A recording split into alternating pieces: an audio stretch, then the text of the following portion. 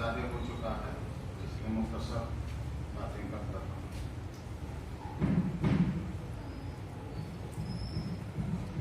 اللہ رب العزت نے ہم سبوں کو دنیا میں پیدا فرما کر زندگی گزارنے کا طریقہ سکھانے کے لیے جس رہبر کو بھیجا، جس قائد کو بھیجا، ان کا نام پیغمبر محمد مصطفیٰ صلی اللہ علیہ وسلم۔ انہوں نے اپنے پیارے الفاظ میں کہا، پیارے پیارے الفاظ میں کہا، النکاح من سنتی، اے میرے امتیوں، نکاح میری سنت ہے، نکاح میری سنت ہے۔ جو اس نکاح کے راستے کو چھوڑ کر غلط طریقے سے زندگی گزارے گا فلیس منی، وہ ہم میں سے نہیں ہے، وہ ہمارے میں نہیں ہے۔ مطلب نکاح کو چھوڑ کر اگر کوئی غلط زندگی گزار رہا ہے، غلط زندگی گزار رہا ہے، غلط تعلقات پیدا کر رہا ہے، غلط رشتے جوڑ رہا ہے، فلیس منی۔ پیغمبر علیہ السلام نے صاف لفظوں میں کہا ہے کہ وہ آدمی جو میرے طریقے کو چھوڑ کر غلط زندگی گزار رہا ہے وہ میری نہیں ہے، قیامت میں اس کا میں نہیں ہوں، کیونکہ اس نے ایک حرام چیز کی بنیاد رکھا ہے، ایک حرام چیز اس نے کیا ہے۔ اسی کو اپنی زبان میں کہیں گے حرام خوری، اسی کو اپنی زبان میں کہیں گے حرام کاری۔ دوسری حدیث میں فرمایا پیغمبر علیہ السلام نے کہ النکاح یسر، نکاح ایک دم آسان چیز ہے، یا یہ کہا کہ نکاح کو ایک دم آسان بناؤ تاکہ گناہ کرنا مشکل ہو جائے۔ نکاح کو اتنا آسان بناؤ، اتنا آسان بناؤ کہ گناہ کرنا، حرام خوری کرنا ایک دم مشکل ہو جائے۔ اگر تم نکاح کو مشکل بناؤ گے تو دوسرا راستہ آسان ہو جائے گا۔ اگر نکاح کو مشکل بناؤ گے تو دوسرا راستہ آسان ہو جائے گا۔ اسی لیے نکاح میں کوئی فضولیات نہ ہو، کوئی لا یعنی خرچ نہ ہو، کوئی غلط ماحول والا خرچ نہ ہو، بناؤ سنگار، نمائش، دکھاوا، یہ کوئی چیز نکاح میں نہ ہو۔ سادگی کے ساتھ بچی پسند آ گئی، بچہ پسند آ گیا، سادگی کے ساتھ نکاح کرو، اس کے اندر اللہ کے رسول صلی اللہ علیہ وسلم کی دعا شامل ہوگی۔ کیوں کہ انہوں نے کہا ہے کہ نکاح من سنت، اور جس نے اس کو اپنایا اس نے میری زندگی کی سنت کو زندہ کیا، اس کے ساتھ میری دعا شامل رہے گی۔ اس کے بچے نیک ہوں گے، اس کے بچے حلالی ہوں گے، اس کے بچے پارسا ہوں گے، اس کے بچے دیندار بنیں گے، دین کی خدمت کریں گے، ماں باپ کی عزت کریں گے، ماں باپ کا نام روشن کریں گے۔ اگر غلط طریقے سے بچے پیدا ہوں گے تو وہی بچہ ماں باپ کا کالر پکڑے گا، الٹا بولے گا، غلط بولے گا۔ چند بزرگان دین کے سامنے کسی نے شکایت کیا کہ حضرت فلاں کے بیٹے نے باپ کو مار دیا، تو انہوں نے صاف لفظوں میں کہہ دیا کہ وہ بچہ اس کا نہیں، وہ بچہ حرامی ہوگا۔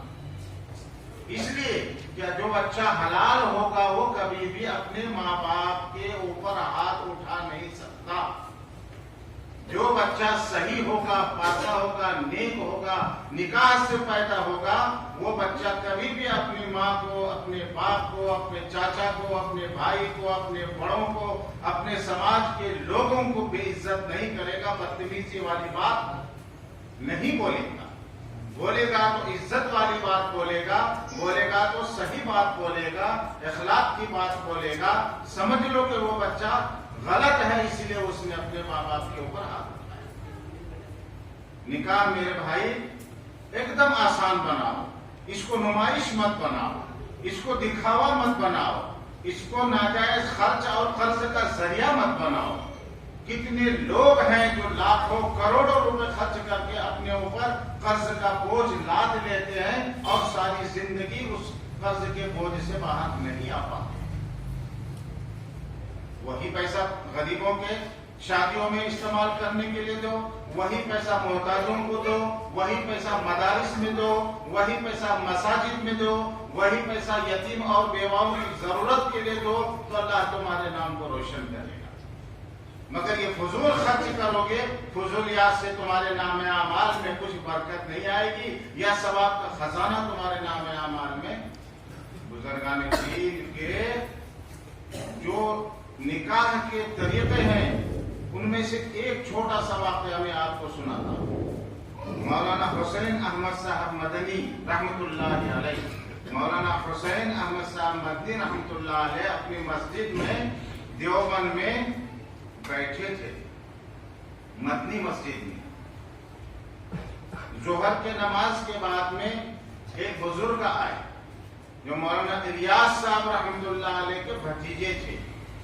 مولانا حسین احمد مدنی صاحب رحمت اللہ علیہ کے سامنے زانوے ادب کے ساتھ جا کر عرض کیا کہ حضرت مجھے آپ کی لڑکی پسند ہے, میں نکاح کا پیغام لے کر آیا.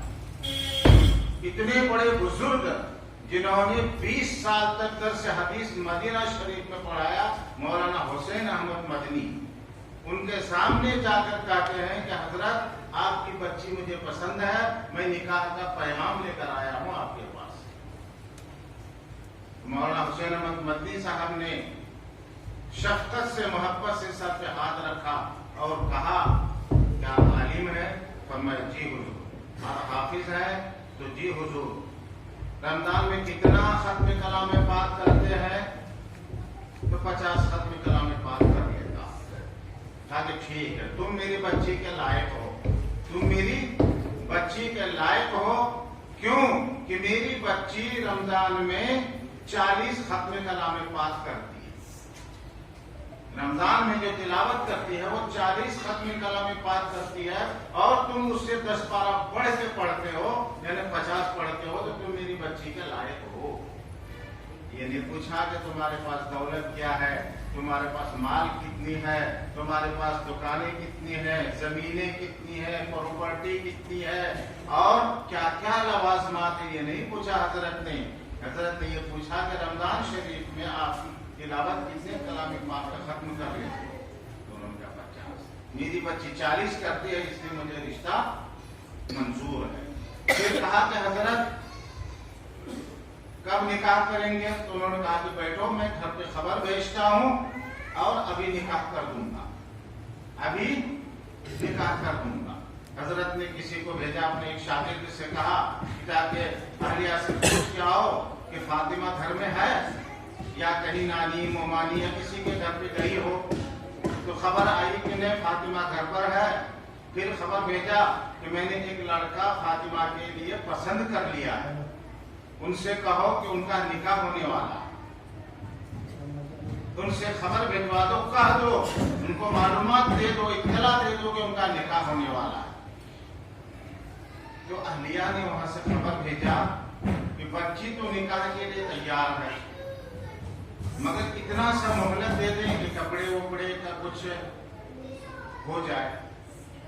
تو حضرت نے کہا مجھے یہ معلوم نہیں تھا کہ تمہاری بچی آج تک بغیر کپڑے کے گھوم رہی ہے. کیا کہا حضرت نے؟ مجھے یہ نہیں معلوم تھا, یعنی طنز کہا, اعتراض کیا حضرت نے کہ مجھے یہ نہیں معلوم تھا کہ تمہاری بچی آج تک بغیر کپڑے کے گھوم رہی ہے. تو ابھی فوراً اس کا نکاح ہوگا, اس کو اطلاع دے دو.